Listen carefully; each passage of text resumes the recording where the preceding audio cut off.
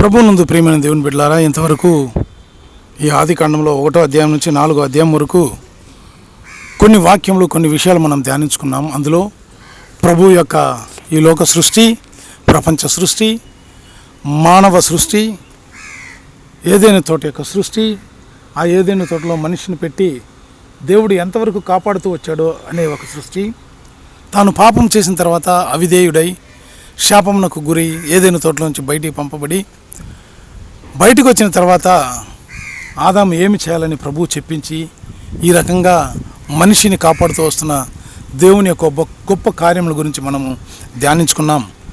ఇప్పుడు ఆదికాండం 5వ అధ్యాయంలో చూసినామంటే ఆదాము యొక్క సంతతి ఉత్పత్తి ఎలా జరుగుతుందని చెప్పిన వ్రాయబడి ఉంది.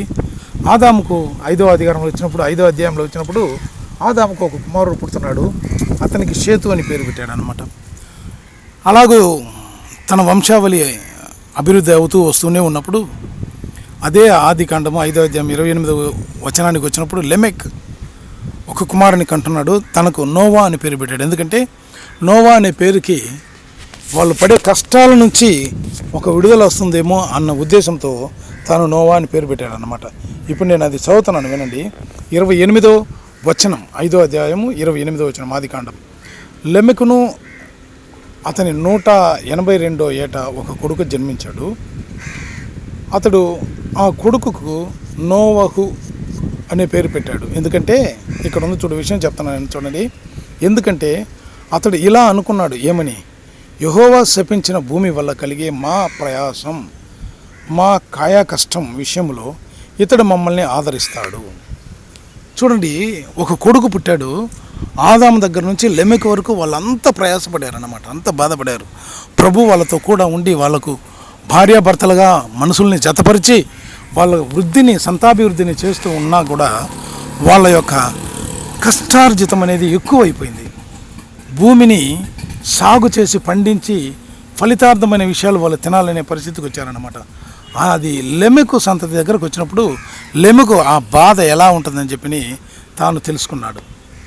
తాను తెలుసుకొని తర్వాత నోవహు అనే ఒక పేరు పెట్టి తన కుమారునికి ఇతడైనా ప్రభు దృష్టిలో మనకి మంచి చేకూరుస్తాడు అని చెప్పి అలాగ పేరు పెట్టాడు అనమాట. అట్టాటి తలంపుండే లెమెకే ఆ కార్యం చేయొచ్చు కదా, అయితే ఆయన అలా చేయలే. ఎందుకంటే వాళ్ళకి ఆ స్తోమత లేని స్థితి, స్తోమత లేని పరిస్థితి. అందువలన వాళ్ళు ఆ యొక్క స్థితికి రాలేకపోయారు. ఆ కష్టాన్ని వాళ్ళు అనుభవించిన తర్వాతనే వాళ్ళు తెలుసుకున్నారు, నోవహు అని ఒకడు పుట్టి వీడైనా ప్రభు దృష్టిలో కరెక్ట్గా ఉండి మనకు ఒక కష్టార్జితం నుంచి విడుదల చేకూరుస్తాడా అని చెప్పి లెమెకు అనుకున్నాడు అనమాట. అప్పుడు ఈ నోవహును ఏం చేశాడంటే ప్రభు ఆశీర్వదించాడు. లోకంలో ఉండే అంత జనాభాలో నోవహు ఒక్కడే నీతిమంతుడుగా ప్రభు దృష్టికి ఉన్నాడంట. చూడండి ప్రియమైన దేవుని బిడ్డలారా, ఎవరినైతే మనం మన బిడ్డల్ని ప్రభువుకు అప్పగిస్తామో ప్రభు వాళ్ళపైన ఒక చూపుతోనే ఉండి వాళ్ళని కాచి కాపాడుతాడు. ఇది ఖచ్చితంగా జరుగుతుంది. జలప్రలయంలో అందరూ మరణించారు, కానీ నోవహు మాత్రం బతికాడు. నోవహు తన కుటుంబం. చూడండి ప్రియమైన దేవుని బిడ్డ, ప్రభు అలాగ గొప్ప కార్యములు చేయగలిగిన ఒక గొప్ప దేవుడు ఆయన చేతిలో ఉంది. సరే, ఇది ఇలా ఉండగా మనిషి ఫలించి అభివృద్ధి పొంది భూమిని నింపాలని చెప్పి వాళ్లకు జనరేషన్స్ ప్రభు ఇస్తూ వచ్చాడనమాట. అలా ప్రభు ఇస్తూ వచ్చినప్పుడు ఆదాము సంతతి అంత దూరం పెరిగి పెద్దదైంది.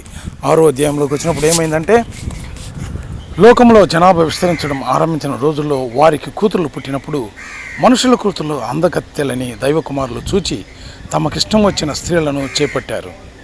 చూడండి ప్రియమైన దేవుని బిడ్డలారా, ఈ రకంగా ప్రభు లోకంలో మనుషులను విస్తరింపజేస్తూ వచ్చేటప్పుడు మనుషుల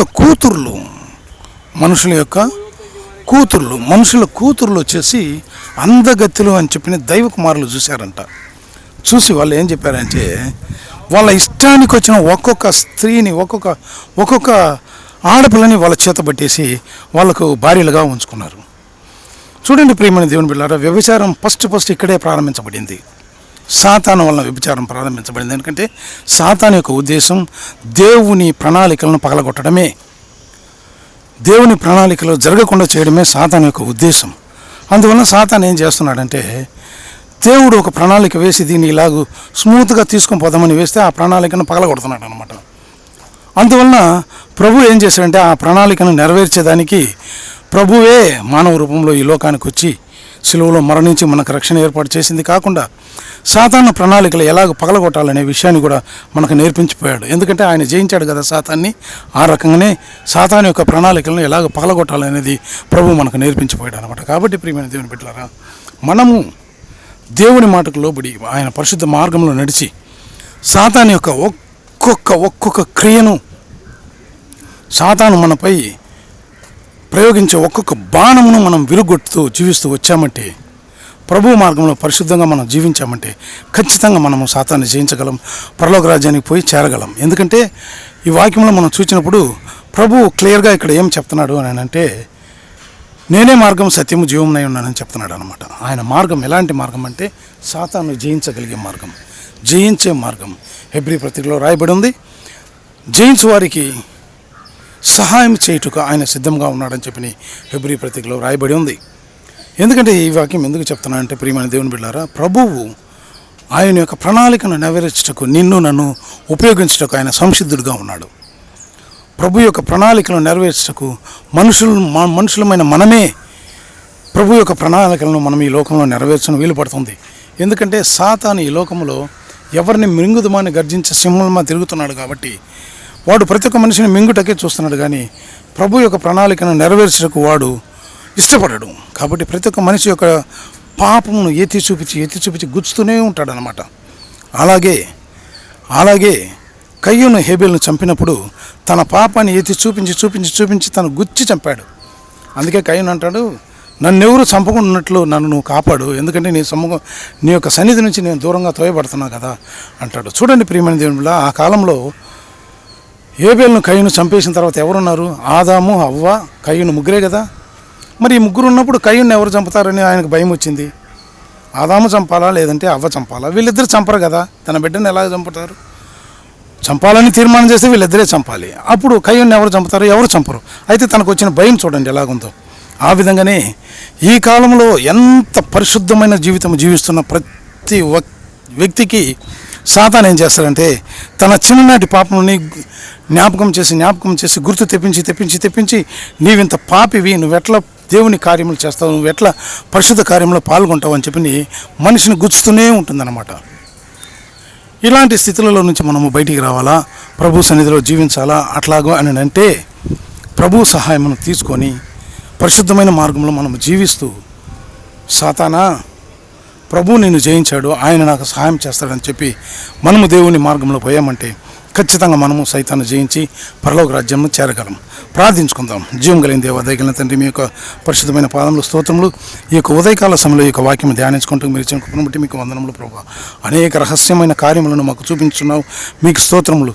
తెలుసుకున్న రహస్యములకు మేము లోబడి ఆ రహస్యములను పాటించి పరలోక రాజ్యములకు వచ్చేటకు మీరే సహాయం దయచేసి నడిపించమని క్రీస్తు యేసు నామములో వేడుకుంటున్నాను జీవం కలిగిన తండ్రి, ఆమేన్. ప్రియమైన బిడ్డలారా, ఇవి మీరు చదవండి, వినండి, అనేక మందికి షేర్ చేయండి. అనేక ఆత్మల పరలోక రాజ్యానికి వచ్చేటకు మీరు దోహదంగా ఉండమని యేసు నామములో మిమ్మల్ని వేడుకుంటున్నాను. Thank you.